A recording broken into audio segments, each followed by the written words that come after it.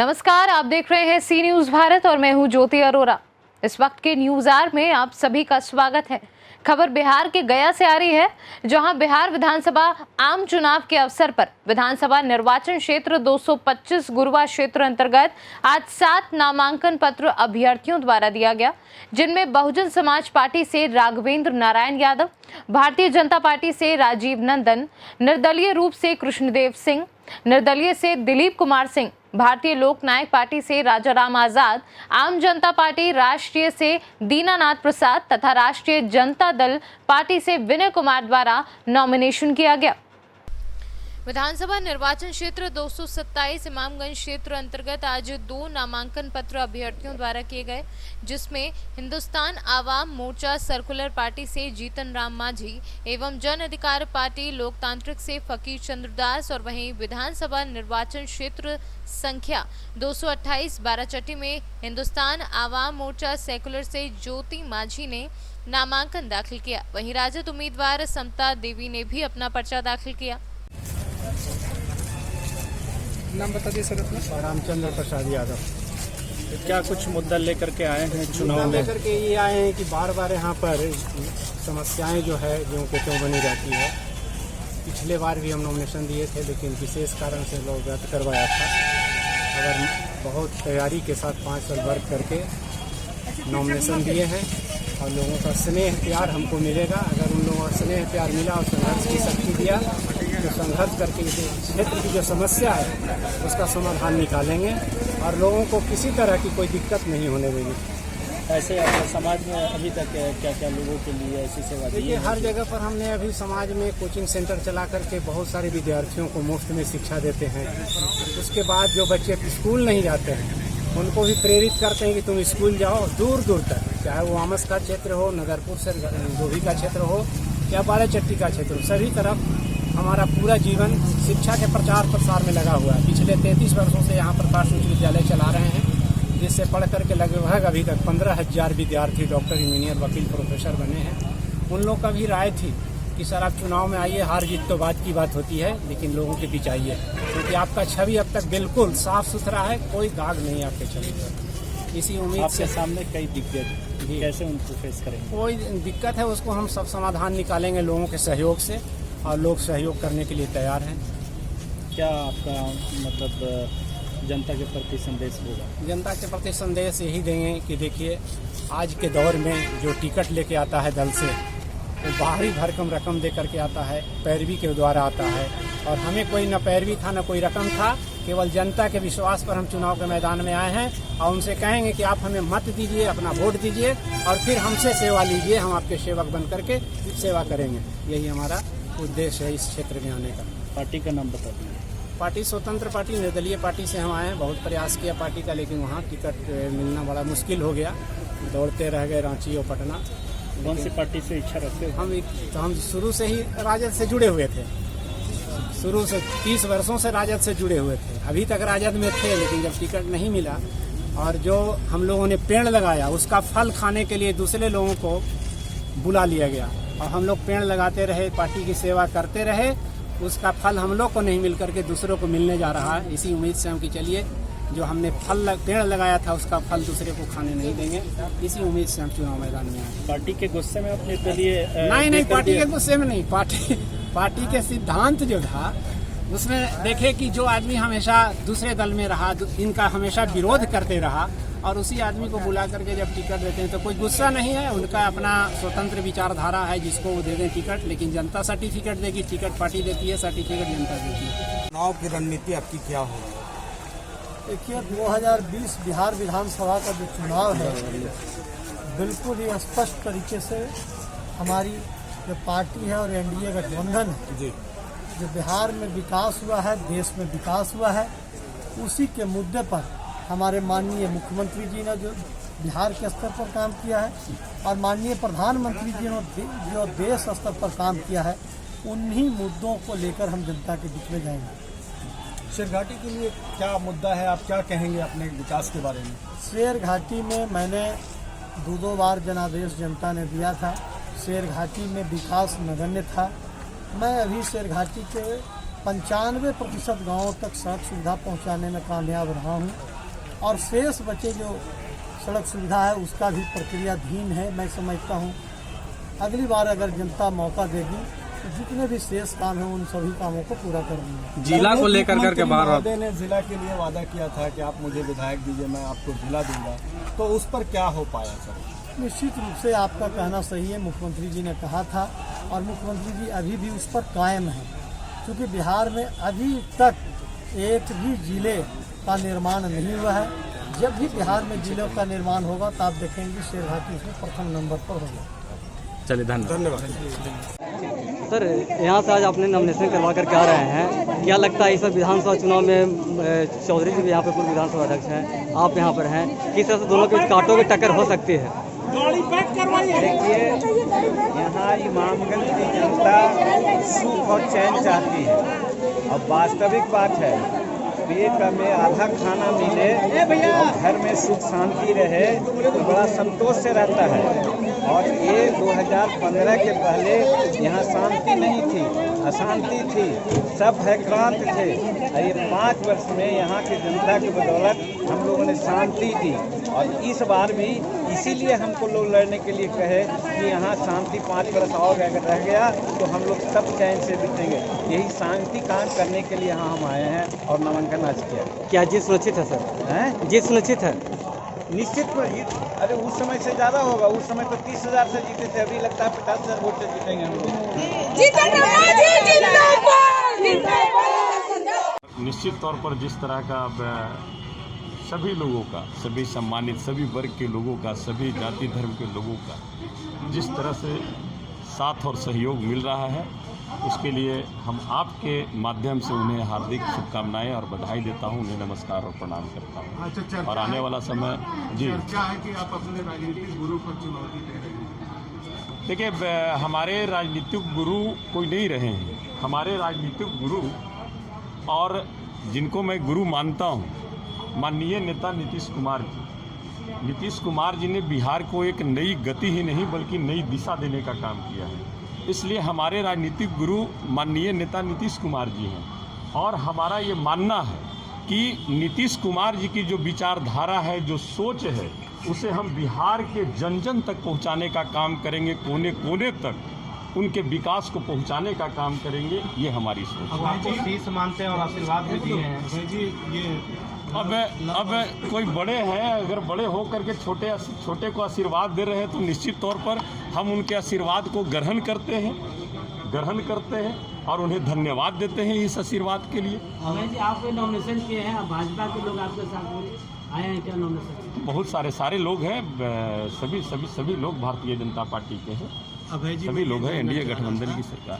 Love कुश के चावल और खीर की बात होती थी, तो बेलागंज में खीर और चावल की बात। देखिए, हम लोग सबसे पहले आपको ये जरूर हम पहले ही कहा कि हम लोग किसी जाति धर्म की बात नहीं करते हैं, हम सर्व समाज की बात करते हैं, सभी जाति धर्म के लोगों की बात करते हैं। और हमारे नेता का एनडीए गठबंधन की सोच है कि हर एक वर्ग का हम कैसे विकास करें, हम बिहार को कैसे एक नई ऊंचाई पर, जो हमारा दृढ़ संकल्प है हमारा कि नई ऊंचाई पर हम अपने बिहार को कैसे लेकर के जाएं, इस पर हम लोग काम करने का काम करते हैं। किस मोर्चे को आप आधार बना के सुरेंद्र यादव या कोई भी आप विजयी बनने का प्रयास करने जा रहे हैं? देखिए, हम बनने का प्रयास नहीं कर रहे हैं और यहाँ कोई कैंडिडेट उम्मीदवार हारता जीतता नहीं है। यहाँ बेलागंज की महान जनता है, बेलागंज की महान जनता निर्णय लेगी कि आने वाले समय में किस तरह का बिहार वो देखना चाहते हैं, किस तरह का बेलागंज विधानसभा देखना चाहते हैं, किस तरह का गया जिले को देखना चाहते हैं। आने वाले समय में बेलागंज की महान जनता निर्णय लेती है और जनता जो भी निर्णय लेगी उसे अभय कुशवाहा ही नहीं बल्कि सारे लोग सहर्ष स्वीकार करेंगे। क्या उपलब्धि दर्ज करेंगे? मैं चुनाव 2010 में भी और 2015 में भी मैं निर्दलीय प्रत्याशी रहा हूँ और जनता का यहाँ मुझे बहुत ही प्रेम मिला है। शेरघाटी विधानसभा की जनता के लिए मैं आभारी हूँ। मैं एक सामाजिक सेविका होने के नाते मैं सबका मदद की हूँ। आज कोई भी नहीं कह सकता कि मैं मदद नहीं की हूँ। मैं पहले थी भाजपा में, लेकिन मैं 10 से मैं निष्कासित कर दी गई थी और 10 और 15 में मैं निर्दलीय चुनाव लड़ी हूँ। और आज हमें माननीय लालू यादव जी और माननीय तेजस्वी यादव जी ने महिला को सम्मान दिया है। और मैं सभी सरघाटी वासी से आह्वान करती हूँ कि जिस तरह महिला का सम्मान मिला है और महिला आप लोग के बीच में 20 वर्षों से सेवा कर रही है, उसी तरह मैं सबका आशीर्वाद चाहती हूँ और मैं ये सेवा करने का एक मौका चाहती हूँ। मैडम तो एजेंडा आपका क्या होगा? मेरा मुख्य एजेंडा होगा बेरोजगारी दूर करना, किसानों के लिए खाद बीज की व्यवस्था करना। सरघाटी में उच्च शिक्षा की व्यवस्था नहीं है, उच्च शिक्षा की व्यवस्था करना और जो देहात की कच्ची सड़क है उसे शहर के द्वारा सभी कच्ची सड़कों को पक्की सड़क में जोड़ देना। आपके यहाँ किसानों के खेत में पानी के लिए नहर आज भी नहीं है। 10 वर्षों में कंप्लीट हुआ है, 15 वर्षों में। ये सरकार जो चल रही है वो निकम्मी सरकार है, न किसानों की है, न किसी की है, न युवाओं की है। ये तो अभी देख लीजिए करीब 5000 बेरोजगारी यहाँ पे जो है जिन्हें बहाली की लालसा थी वो अभी रिक्त सरकारी जो व्यवस्था है, शिक्षा व्यवस्था हो चाहे कोई भी विभाग हो, अभी 5000 के लगभग खाली स्थान है। मैडम राजद के कुछ लोग आपका विरोध आप उसको कैसे मैनेज करेंगे? जा दीजिए। बेरोजगारों बहुत हमारे खिलाफ युवक लोग हम लोग पूरा प्रयास करेंगे हमारे नौजवानों को नौकरी मिले। शिक्षा की मामला उसका दुरुस्त करेंगे। सिंचाई के मामला में हम लोग पूरा भरपूर किसानों के लिए सिंचाई की व्यवस्था करेंगे। पूर्व में विधायक रही है, क्या विकास रहा है आपका? पूर्व विधायक रहे हैं तो जितना भी हमारे पास था जी, सदियों से रोड नहीं बना हुआ था। वो जगह जगह पर हमने रोड बनवाने का काम किया। हमारे यहाँ बिजली का स्थिति ठीक नहीं थी, अब 24 घंटे हमारे यहाँ बिजली रहती है। दूसरा हमारे यहाँ बहुत बुरा स्थिति था बिजली का। हम बहुत बड़ा एक प्रोजेक्ट लाए हैं कि हमारे विधानसभा में 100 मेगावाट के सब स्टेशन है, ग्रिड बनवाने का काम करें। और एक अभी सिंचाई का भी हम लोग को बहुत नहीं था किसानों के लिए। उन्होंने नहर पोखर पैन बहुत ऐसा काम किए। इसमें हम डिटेल आप लोग के सामने चुनाव के टाइम में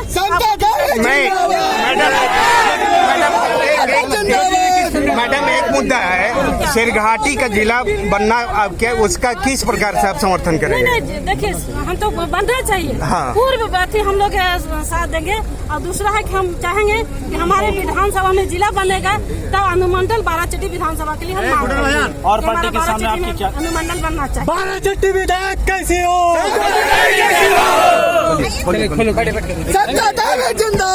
यहाँ उसका आभारी है और हम चाहेंगे कि उनको से कदम मिला करके दोनों सीट आपकी इमामगंज विधानसभा क्षेत्र में एक तरफ पूर्व सीएम है और दूसरी तरफ पूर्व स्पीकर विधानसभा, उसके सामने आप किस ढंग से कर पाइएगा चुनाव क्षेत्र? वो क्या है, चुनाव कुछ नहीं है, सबको तो मालिक जनता है, गरीब है। किस मुद्दे के साथ आप चुनाव क्षेत्र में आए? बहुत सारा मुद्दा है।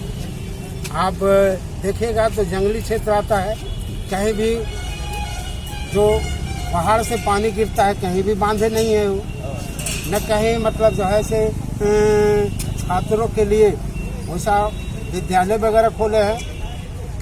आज सारा लोग का मतलब गया और कहीं जाना पड़ता है, यहाँ कुछ साधन नहीं वैसा उपलब्ध कराए हैं। उनको तो बहुत सा खामियां है, कितना बताएं। अगर आप जीतते हैं तो इमामगंज विधानसभा क्षेत्र के लिए क्या क्या ऐसे तो हम विशेष नहीं बोल सकते हैं, लेकिन ये बात है कि वहाँ का आम जनता ही बतावेगा कि अगर हमको जनता का आशीर्वाद मिल गया तो क्या उनके साथ वहाँ हमारा अथी रहेगा और क्या विकास करें, तो समय बतावेगा। ठीक, थैंक यू। सरकार किसी की भी बने, अगर मैं यहाँ से चुन के आया तो सदन में और मजबूती से कोई भी मुख्यमंत्री हो, सरघाटी के तमाम बुद्धिजीवी का एक डेलीगेशन बना के जाके मजबूती से ये आवाज़ उठाएंगे और बहुत जल्दी अगर मैं उस मुकाम पर पहुंचा तो सरघाटी को जिला बनाना। सर ये बताइए, पप्पू यादव जी ने जो बिहार में काम किया, तो आपकी पार्टी ने उनके काम को अब तक सही ढंग से सामने नहीं लाया, आप किस तरह से उनके काम को कहेंगे? सर नौजवान देख रहा है पप्पू यादव को, ईमानदारी से उसकी सेवा, गरीब नौजवान, सबसे बड़ी उपलब्धि पप्पू यादव की है कि उसने इस नैरेटिव को बिहार में तोड़ दिया और जात पात और धर्म। वो विकास के मुद्दे की बात करते हैं, रोजगार की बात करते हैं, गरीबों के दुख में हमेशा रहते हैं। और सर पप्पू यादव के साथ आप सोच लें, बाबा साहेब भीमराव अम्बेडकर के पोते बंगाल से महाराष्ट्र से चल के आके समर्थन किया है। प्रकाश अम्बेडकर जी ने, संघर्षशील युवा साथी चंद्रशेखर रावण का समर्थन है। यही तो दो वैसे नेता हैं जो हिंदुस्तान में तमाम जब भी गरीबों पर अत्याचार होता है ये मुखर रूप से खड़े होते हैं और न्याय की दुहाई लगाते हैं। लेकिन आपका मुकाबला यहाँ के पूर्व मंत्री और 10 साल से रहे विधायक विनोद यादव से है, तो आप कैसे उनका सामना कर पाएंगे, कैसे, कितना आप अस्वस्थ हैं? सर मालिक बाहर खड़े हैं, उनका आशीर्वाद मिलेगा और 28 तारीख को उनका कीमती वोट मिलेगा। न कोई मंत्री से टकराव होगा, न किसी प्रत्याशी से होगा। ईमानदार सेवक के रूप में सरघाटी की जनता को जन जन का सेवक बन के रहना है। बाकी मैं किसी से कंपटीशन की बात नहीं करता हूं, मैं परफॉर्मेंस की बात करता हूं। हम कोशिश करेंगे बेहतर परफॉर्म करने का, हम कोशिश करेंगे सरघाटी को बेहतर बनाने का, हम सब कोशिश करेंगे सरघाटी में बेहतर एजुकेशन सिस्टम को लाने का, यहाँ के इंफ्रास्ट्रक्चर को डेवलप करने का, सरघाटी को सुंदर बनाने का, सरघाटी को सेफ एंड सुरक्षित अपनी माँ बहनों के लिए बनाने। क्या मुद्दा लेकर के आप आए हैं सरघाटी से चुनाव लड़ने के लिए? मुद्दा विकास, बेरोजगारी को खत्म करना, यहाँ के इंफ्रास्ट्रक्चर को डेवलप करके NH2 और बुद्धा सर्किट पे बसा हुआ ये सब डिवीजन का हेडक्वार्टर सरघाटी, इसका डेवलपमेंट, चहुमुखी विकास। यहाँ पे आप टूरिस्ट को अट्रैक्ट करके रेवेन्यू जनरेट कर सकते हैं। यहाँ पे आप बहुत सारे प्रोफेशनल कोर्सेज के इंस्टीट्यूट खोल सकते हैं। यहाँ पे PG का कोर्स नहीं होता है जनाब। यहाँ के बच्चों के लिए एक सुंदर लाइब्रेरी नहीं है सरघाटी इतने बड़े सब डिवीजन में। सर अस्पताल की वही स्थिति है, सरकारी स्कूल की स्थिति आप जानते हैं पत्रकार महोदय। ईमानदारी से अगर चौथा स्तंभ मुद्दे को उठाता रहेगा तो सरकारी, मुझे इस बात का पूर्ण विश्वास है कि सरघाटी की जनता मुझे गले भी लगाएगी, आशीर्वाद भी देगी। और 10 नवंबर को मैं बहुत ऑप्टिमिस्टिक हूँ कि जब रिजल्ट आएगा तो सरघाटी के तमाम लोग, हम यहाँ के जन जन के जनप्रतिनिधियों के यहाँ के सेवा करेंगे। सर मरहूम शकील साहब का एक सपना था सरघाटी को जिला बनते हुए देखना, उसी सपने को पूरा करने की तो भाई। युवाओं के लिए आखिरी संदेश क्या होगा आपका? युवाओं के लिए मेरा सिंगल 1 लाइन का, मेरा जो पंच लाइन हमेशा युवाओं के लिए है सर। युवा इस बिहार को बदल सकता है। युवा जब जात और धर्म के नैरेटिव से हटेगा, विकास की बात करेगा, बिहार बदलेगा, जनप्रतिनिधि अच्छे होंगे और चुनने के बाद जन जन की सेवा में लगे रहेंगे, अपनी सेवा नहीं करेंगे। धन्यवाद। किस क्षेत्र से आप चुनाव के लिए नामांकन करवाएं? विधानसभा बोधगया प्रखंड विधानसभा बाराचट्टी चलाया सर, इसलिए मैं बाराचट्टी लड़ना 2010 में भी मैं लड़ा था, 3rd पोजीशन रहा था। अभी मैं अच्छा लोगों के साथ के द्वारा, हर जनता लोग के द्वारा कहे अनुसार मैं फिर नामांकन किया। तीसरा पर था, अभी पहला पर लाने का कोशिश करेंगे। 10 वर्ष की समय मेरा 10 वर्ष में आप समाज के लिए क्या योगदान दिए? 10 वर्ष के लिए हमने लोकल प्रैक्टिशनर हूँ, हर घर में सेवा का काम देते रहा हूँ और अगर मैं विधानसभा बनता हूँ तो और लोगों का मैं सेवा दूँगा। कौन सी सेवा लोगों को दी है? पशु चिकित्सक का सेवा मैं दूँ हैं। क्या क्या इस चुनाव का आपका मुद्दा क्या क्या विकास कीजिएगा आप? मेरा विकास है कि अभी बहुत लोग ऐसा देखे हैं, मेरे गांव से लेकर के लाड़ू तक चलते हैं और पंचायत तक देखता हूं, अभी तक रोड अच्छा तरह से बना है नहीं। मैं कहा कि अगर मैं एक बार बनता हूं तो जनता के लिए मैं मांग हर जगह करूंगा। जहां रोड नहीं बना है, नदी में पुल नहीं बना, इसके लिए मैं संघर्ष करूंगा। आगे जाकर के बहुत ज़रूरी है हर जनता को सेवा का काम करूं। क्या कोशिश किया था किसी पार्टी से भी टिकट के लिए? नहीं, बहुत टिकट किया सर, नहीं कोई आज तक टिकट नहीं देने का पक्ष में, बहुत तरह की बात हो जाता है। तो आपके साथ बड़ी बड़ी चुनौतियां कैसे सामना करेंगे? हम सामना करेंगे, मेरे जनता है सर, मेरे जनता ही हैं। वो मेरा जनता जान गए हैं कि बहुत अच्छा सेवा करेंगे। अगर इनको हम लोग जिता के बैठाते हैं अच्छा सेवा करेंगे। मेरा लोभ का कोई भावना नहीं है। बाराचट्टी की जनता को क्या संदेश देना चाहेंगे? मैं बाराचट्टी के संदेश का देना चाहता हूँ कि हर दुख को साथ उनके साथ रहूँगा, दर्द को जानूँगा कि मैं कैसा इनका दर्द है, उसके दर्द को मैं समझूंगा। आगे चल के जा कर के मैं फैलाऊंगा कि इनका चाहिए। हर लोग जीत करके गए, अभी तक के लोग के कहते हैं नहीं कुछ नहीं किया, फलना नहीं किया, ढकना नहीं किया। मैं कहा कि ठीक है, मुझे अगर देते हैं तो मैं आगे जा कर के मांग करूंगा, आप लोगों के लिए मैं करूंगा तो करूंगा। युवा के लिए क्या मांग कीजिएगा आप? जी, युवा के लिए क्या? युवा के लिए शिक्षा, नौकरी, यही मांग करूंगा सर। क्षेत्र में अब किस तरह से क्या संदेश देना चाहेंगे जनता को? देना चाहते हैं युवा से वही उम्मीदवार प्रतिनिधि वही आना चाहिए। सब जगह से युवा छोड़ते इस बार तो हम लोग आ ही रहे हैं।